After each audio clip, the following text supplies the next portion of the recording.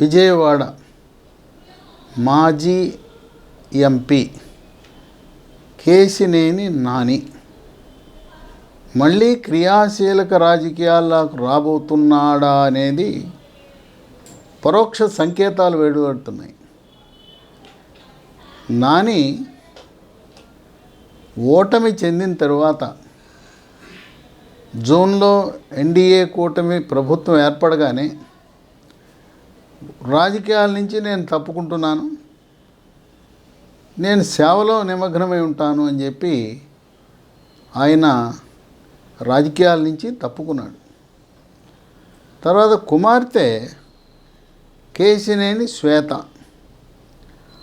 ఆమె 11వ వార్డుకి కార్పొరేటర్గా ఎన్నికయ్యారు.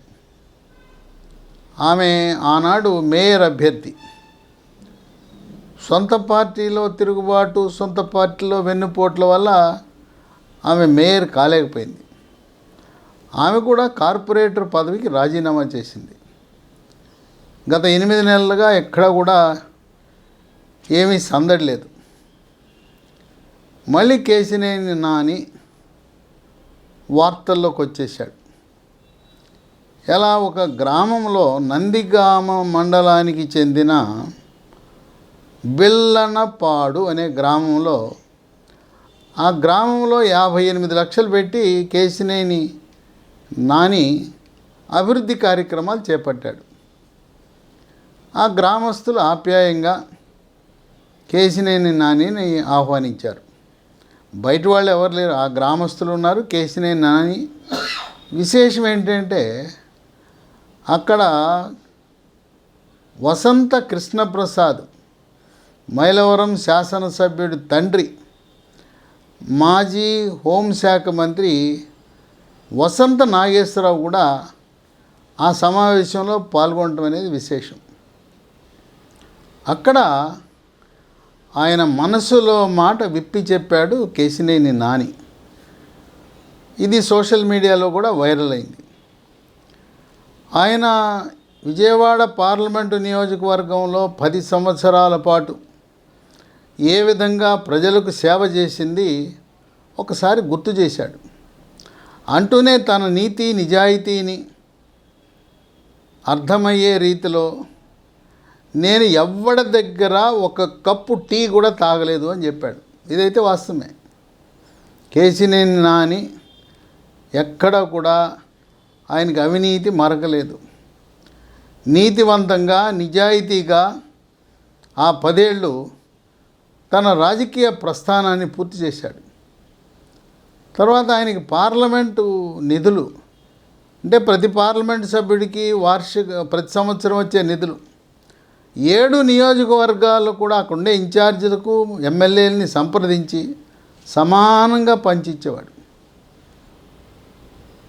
కొంతమంది లోక్సభ సభ్యులు, రాజ్యసభ సభ్యులు కూడా వాళ్ళ నిధులను కేటాయించాలంటే కమిషన్లు తీసుకుంటారు కొంతమంది. కేశినేని నాని ఎక్కడ కూడా కమిషనర్ లేదు. తర్వాత ఆయన కాంట్రాక్టర్ అవతారం ఎత్తలేదు, ఎవరిని వేధింపులు గురి చేయలేదు. ఆ విధంగా నీతివంతమైన రాజకీయాన్ని 10 ఏళ్ళు చేశానని చెప్పి మరొకసారి గుర్తు చేశాడు. ఆయన 2 ప్రధాన అంశాలను అక్కడ ప్రస్తావించడం జరిగింది బిల్లనపాడు గ్రామ సమావేశంలో. నితిన్ గడ్కరీతో కేశినేని నానికి 1995 నుంచి పరిచయం ఉంది. నితిన్ గడ్కరీ ప్రస్తుతం జాతీయ రవాణా మంత్రిగా, కేంద్ర మంత్రిగా ఉన్నాడు. ఆయన నితిన్ గడ్కరీ నాగపూర్ పార్లమెంటరీ నియోజకవర్గం. మనందరికీ తెలిసిందే, నాగపూరు ఆర్ఎస్ఎస్కి జాతీయ హెడ్ క్వార్టర్స్. నితిన్ గడ్కరీ ఆర్ఎస్ఎస్లో అంచెలంచెలుగా ఎదిగి బీజేపీలోకి వచ్చి సరిలేరు నాకెవ్వరు, ఎదురులేరు నాకెవ్వరు అనే విధంగా ఆయన జాతీయ బీజేపీ అధ్యక్షుడిగా పనిచేశాడు, కేంద్ర మంత్రిగా ఉన్నాడు. ఆర్ఎస్ఎస్తో బలమైన సత్సంబంధాలు ఉన్నాయి. అక్కడుండే ఆర్ఎస్ఎస్ జాతీయ అధిపతి సర్ సంఘ్ చాలక్ అంటారు. మోహన్ భగత్తో మంచి సంబంధాలు ఉన్నాయి. అటువంటి నితిన్ గడ్కరీతో ఈ కేశినేని నానికి మంచి సంబంధాలు ఈయన ఎంపీ కాకముందు నుంచి ఉన్నాయి. తనకున్న పరిచయాన్ని ఉపయోగించుకుని ఇప్పుడు అక్కడ దుర్గగుడి దగ్గర ఫ్లైఓవర్ అసంభవం అని చెప్పారు. కొంతమంది ఇంజనీర్లు కూడా ఇది అయ్యేది కాదన్నారు, ఇది సాంకేతికంగా వీలు పడదన్నారు. అలాంటి దాన్ని నితిన్ గడ్కరీ సహాయంతో కష్టతరమైన క్లిష్టమైన ఆ దుర్గగుడి ఫ్లైఓవర్ కేవలం కేశినేని నాని వల్లనే పూర్తయింది అనేది వాస్తవం. అట్లాగే బెంజ్ సర్కిల్ ఫ్లైఓవర్, ఆ బెంజ్ సర్కిల్ ఫ్లైఓవర్ కూడా నితిన్ గడ్కరీని వెంటబడి ఇది సకాలంలో పూర్తయ్యేలా కేశినేని నాని తగు చర్యలు తీసుకుని ఈరోజు బెంజ్ సర్కిల్ దగ్గర ట్రాఫిక్ జామ్ లేకుండా విజయవాడ నగరవాసులు ఊపిరి పీల్చుకునేలా చేశాడు. ఆ విధంగా జాతీయ రహదారుల అభివృద్ధికి విజయవాడ పార్లమెంటు పరిధిలో తన వ్యక్తిగత పరిచయాన్ని పలుకుబడిని ఉపయోగించి అభివృద్ధి చేశాడు. ఇది కాకుండా భారతదేశంలో ఎక్కడా లేని విధంగా రతన్ టాటా కేవలం కేశినేని నానికి విజయవాడ పార్లమెంట్లో మాత్రమే 1700 కోట్ల నిధులు కేటాయించి సేవా కార్యక్రమాలు చేపట్టారు. ఎలాంటి సేవా కార్యక్రమాలు? ముందు గ్రామాల్లో ఉండే వారందరికీ కనీసము కంప్యూటర్ పరిజ్ఞానము, ఈమెయిల్ ఉపయోగించటము, అలాంటి కంప్యూటర్ పరిజ్ఞానాన్ని గ్రామాల వాసులకు అందించటంలో ఈ టాటా ట్రస్ట్ సహకరించింది. వాళ్ళు 265 పంచాయతీలు, 400 గ్రామాల్లో వివిధ సేవా కార్యక్రమాలు టాటా ట్రస్టు కేశినేని నాని వల్ల సేవా కార్యక్రమాలు చేపట్టారు. ప్రధానంగా విద్య. ఆ గ్రామాల్లో ఉండే అంగన్వాడీలని చక్కగా ఆహ్లాదకరంగా సకల సదుపాయాలతో రూపుదిద్దారు. విజయవాడ పార్లమెంటు పరిధిలో ప్రధానమంత్రి మోదీ స్వచ్ఛ భారత్ కార్యక్రమాన్ని అక్టోబర్ 2, 2014లో ప్రారంభిస్తే విజయవాడ పార్లమెంటు పరిధిలో మొత్తం అన్ని టాయిలెట్లు కూడా టాటా ట్రస్ట్ సహకారంతో మొట్టమొదట పూర్తి చేసిన పార్లమెంటు సెగ్మెంట్ ఏదన్నా ఉందంటే అది విజయవాడ పార్లమెంట్. కేంద్ర రాష్ట్ర ప్రభుత్వాలకు అదనంగా, వాళ్ళు ఇచ్చే నిధులకు అదనంగా ఈ వ్యక్తిగత మరుగుదొడ్ల నిర్మాణంలో టాటా ట్రస్ట్ సహకరించారు. ఇక టాటా ట్రస్ట్ వైద్యంలో ముఖ్యంగా ప్రసవాలు, గర్భవతులందరూ కూడా గవర్నమెంట్ హాస్పిటల్కి వెళ్ళాలి.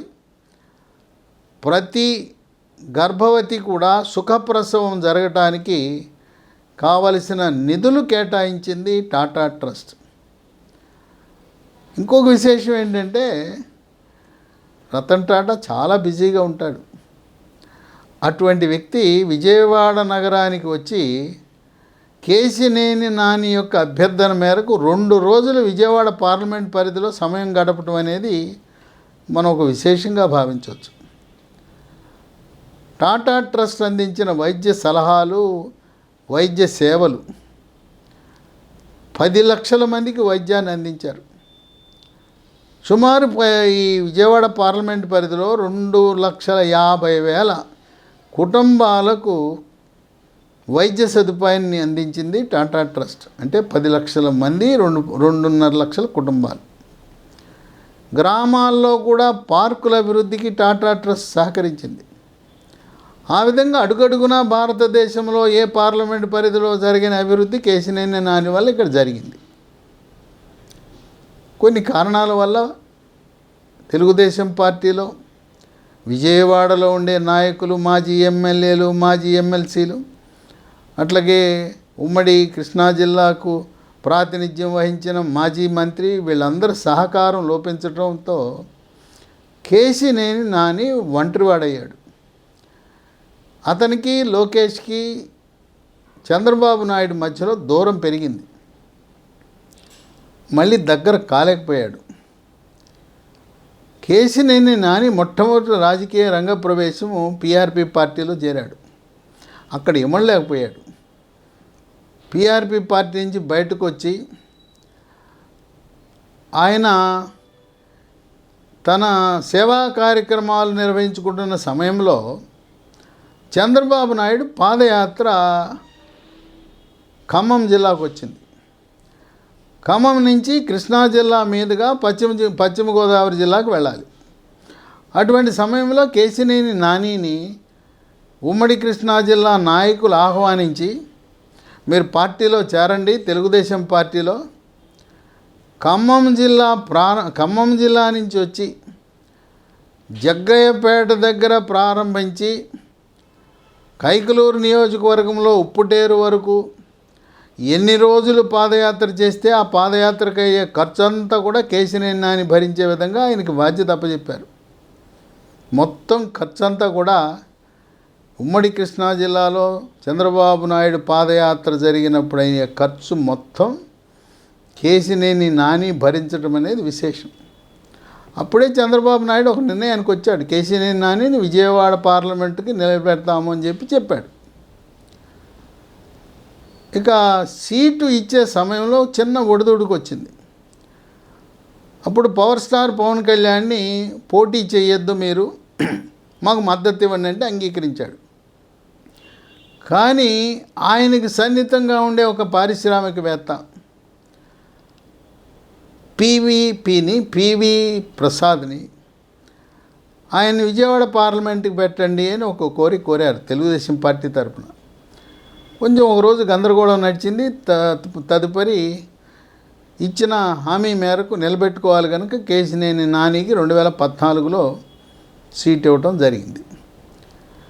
జగన్మోహన్ రెడ్డి అంత ఎదురుగాలిలో కూడా గెలిచిన 3 లోక్సభ సభ్యుల్లో కేశినేని నాని ఉండటం అనేది విశేషం. అంటే ప్రజలకు దగ్గరగా ఉండి సేవా కార్యక్రమాల్లో పాల్గొంటూ పిలిస్తే పలికే మనిషిగా ఆయన విజయవాడలోనే ఉంటూ, ఎక్కువ సమయం విజయవాడలో ఉంటూ, అక్కడ పార్లమెంటు సమావేశాలు ఉన్నప్పుడు మాత్రమే ఢిల్లీలో ఉంటూ, రోజువారీగా కార్యాలయంలో కూర్చుని ఆయన అందరికీ అందుబాటులో ఉండటం అనేది ఆయనకి కలిసి వచ్చిన అంశం. సామాజిక కార్యక్రమాల్లో పాల్గొనటం, మరి అన్నీ ఎవరు పిలిచినా అశుభ కార్యక్రమాలకు హాజరు కావటం, వచ్చిన వాళ్ళని కూర్చోబెట్టి ఆదరించడం, పెద్దలను గౌరవించటం, అలాగే సీనియర్ నాయకులకు సముచిత స్థానం ఇవ్వటం. ఇంకో విశేషం ఏంటంటే కేశినేని నాని ఎవరు ఫోన్ చేసినా ఆ ఫోన్కి స్పందిస్తాడు. ఢిల్లీలో ఉన్నా, ప్రయాణంలో ఉన్నా, ఎక్కడున్నా ఆ నంబరు ఎవరిదో తెలవకపోయినా కూడా, తెలవని నంబరు కూడా స్పందించే మనస్తత్వం ఉంది కేశినేని నానికి. తర్వాత తన కార్యాలయ సిబ్బంది ఎప్పుడు కూడా 365 రోజులు కార్యాలయంలో అందుబాటులో ఉండి ప్రజలకు కావలసిన అవసరాలను తీర్చుతూ వాళ్ళను కూడా మంచి సిబ్బందిని నియమించుకోవటం అనేది విశేషం. ఇప్పుడు సోషల్ మీడియాలోనూ, ప్రింట్ మీడియాలోనూ, ఎలక్ట్రానిక్ మీడియాలోనూ కేశినేని నాని మళ్ళీ రాజకీయంగా యాక్టివ్ కాబోతున్నాడు, మళ్ళీ క్రియాశీలక రాజకీయాల్లోకి రాబోతున్నాడు అనేది వార్తలు విస్తృతంగా వెలువడినాయి. ఇప్పుడు ఆయన అక్కడ నందిగామ మండలంలో బిళ్ళనపాడు గ్రామం మీటింగ్ అయిన తర్వాత తిరువూరులో ఒక సమావేశం, అది ఎవరికి తెలవకుండా, అట్లాగే గోలపూడిలో ఒక సమావేశం, విజయవాడ ఆటోనగరంలో ఒక సమావేశం, ఇలా కొన్ని సమావేశాలు నిర్వహించి తన అనుచరులు, హితులు, సన్నిహితులు, అభిమానుల యొక్క అభిప్రాయం తీసుకున్నాడు. అందరూ కూడా మీరు క్రియాశీలక రాజకీయాల్లో ఉండాలి, మీలాంటి సేవా తత్పరులు ప్రజలు మిమ్మల్ని ఆదరిస్తారు, కేవలం మీరు వైఎస్ఆర్సీపీ పార్టీలో ఉండటం వల్ల జగన్మోహన్ రెడ్డి అమరావతిని ఇక్కడ లేకుండా చేయటం వల్ల బూతుల మంత్రి కొడాలి నాని, తర్వాత చెడు ప్రవర్తన కలిగిన వలభనేని వంశీ, పేర్ని నాని ఇలాంటి వ్యక్తుల వల్ల మీరు ఓటమి చెందారు. మీ మీద వ్యక్తిగతంగా ఎటువంటి ప్రజలకు దురభిప్రాయం లేదని ఆయన సన్నిహితులు ఇతరులందరూ కూడా చర్చించి మళ్ళీ మనం క్రియాశీలక రాజకీయాల్లోకి రావాలి అనే ప్రోత్సాహం లభించినట్టు. సరే, ఇప్పుడు మళ్ళీ క్రియాశీలక రాజకీయాలు. ఏ పార్టీలోకి వెళ్తాడు? జనసేనలోకి అయితే వెళ్ళడు. ఎందుకంటే ఆయన పీఆర్పీ నుంచి బయటకు వచ్చాడు, జనసేనకి వెళ్ళడు. తెలుగుదేశం పార్టీ ఎంపీగా సోదరుడు కేశినేని చిన్ని ఉన్నాడు కనుక ఆ పార్టీకి కూడా వెళ్ళే పరిస్థితి లేదు. ఇక మిగిలింది భారతీయ జనతా పార్టీ. 2024లో 23 చివరిలో కేశినేని నాని వైఎస్ఆర్సీపీలో ప్రవేశించకముందు భారతీయ జనతా పార్టీలో చేరతనాడనే ఊహాగానాలు వచ్చినాయి. మరి ఆయన ఒక తప్పుడు నిర్ణయం తీసుకుని వైఎస్ఆర్సీపీ పార్టీలో చేరటం అనేది ఒక చారిత్రాత్మకమైన తప్పిదం. దానివల్ల ఆయన అనుచరులు, ముఖ్యంగా అక్కడ తిరువూరులో స్వామిదాసు తెలుగుదేశం పార్టీ మారకుండా తెలుగుదేశం పార్టీ తరపున పోటీ చేసి ఉంటే అక్కడ తిరువూరులో 100కి 100 తెలుగుదేశం పార్టీ తరపున ఎమ్మెల్యే అయ్యేవాడు. సరే, కేశినేని నానితో ఉండే అనుబంధం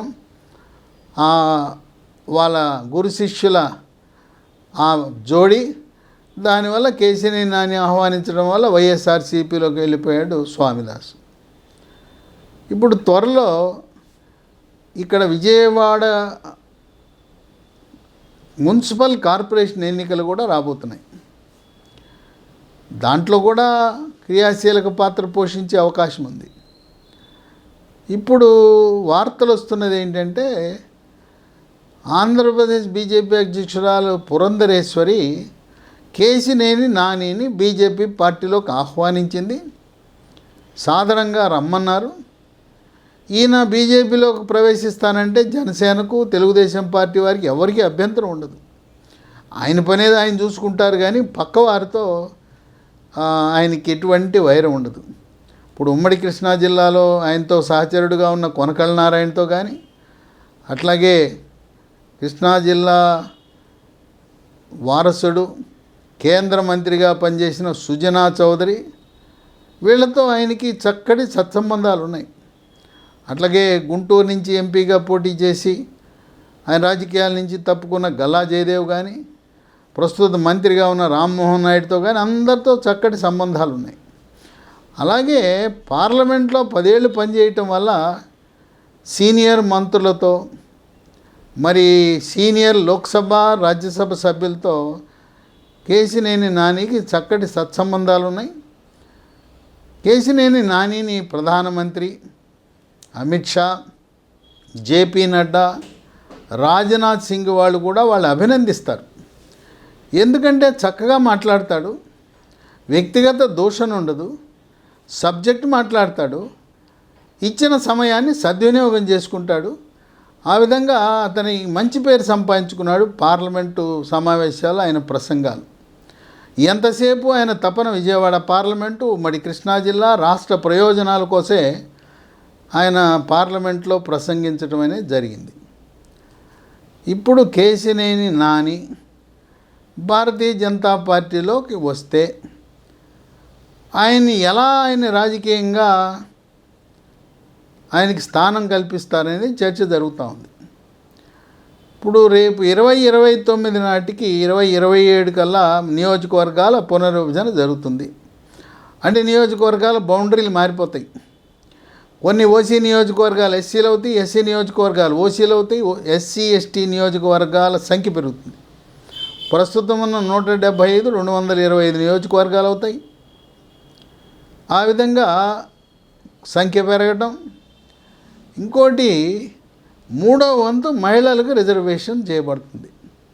ఈ మహిళా రిజర్వేషన్ వచ్చినప్పుడు కుమార్తె కేశినేని శ్వేతను లోక్సభకు పెట్టచ్చు, లేదు శాసనసభకు పెట్టచ్చు.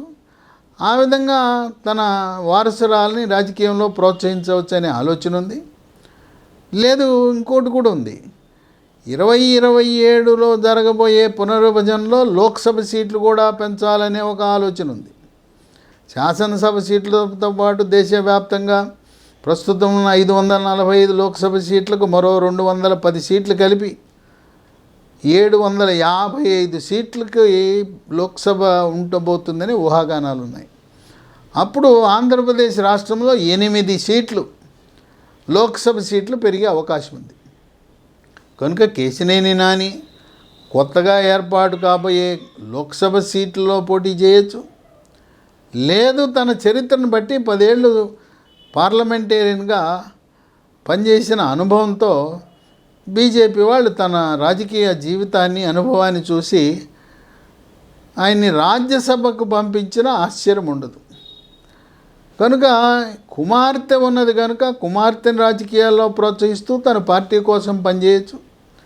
లేదు, కేశినేని నానికున్న ట్రాక్ రికార్డుని బట్టి కేంద్ర ప్రభుత్వము ఒక పెద్ద కార్పొరేషన్ని ఆయన కేటాయించి ఆ ఒక కార్పొరేషన్ కేంద్ర ప్రభుత్వ అధీనంలో ఉండే స్వయం ప్రతిపత్తి కలిగిన కార్పొరేషన్కి చైర్మన్గా కూడా నియమించే అవకాశం ఉంది.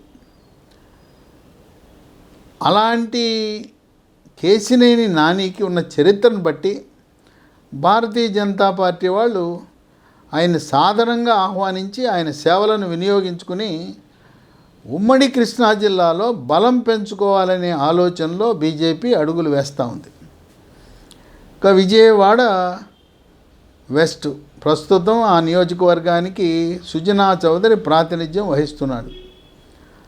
ఆ నియోజకవర్గం నుంచి 2014లో వెల్లంపల్లి శ్రీనివాస్ బీజేపీ తరపున పోటీ చేశాడు. శాసనసభ్యుడిగా కొద్ది ఓట్లతో ఓటమి చెందాడు. 2019లో వెల్లంపల్లి శ్రీనివాస్ పార్టీ మారి వైఎస్ఆర్సీపీలోకి వెళ్ళి ఆ పార్టీలో గెలిచి దేవాదాయ శాఖ మంత్రిగా పనిచేశాడు. ఇప్పుడు ఆయనకి వైఎస్ఆర్సీపీ పార్టీలో ఉక్కబోస్తూ ఉంది. అక్కడ ఆయన అవమానపరుస్తున్నారు, కనీస గౌరవం లేదు. అక్కడ ఉన్న నాయకులు ఇష్టం వచ్చినట్లు మాట్లాడుతున్నారు. త్వరలో వెల్లంపల్లి శ్రీనివాసు ఆయన కూడా వైఎస్ఆర్సీపీ పార్టీని వీడి భారతీయ జనతా పార్టీ తన స్వగృహ సొంత ఇంటికి వస్తున్నాడు. ఇప్పుడు అద్దె ఇంట్లో అయినా వైఎస్ఆర్సీపీలో ఉన్నాడు, సొంత ఇంటికి వస్తాడనే ఊహాగానాలు ఉన్నాయి.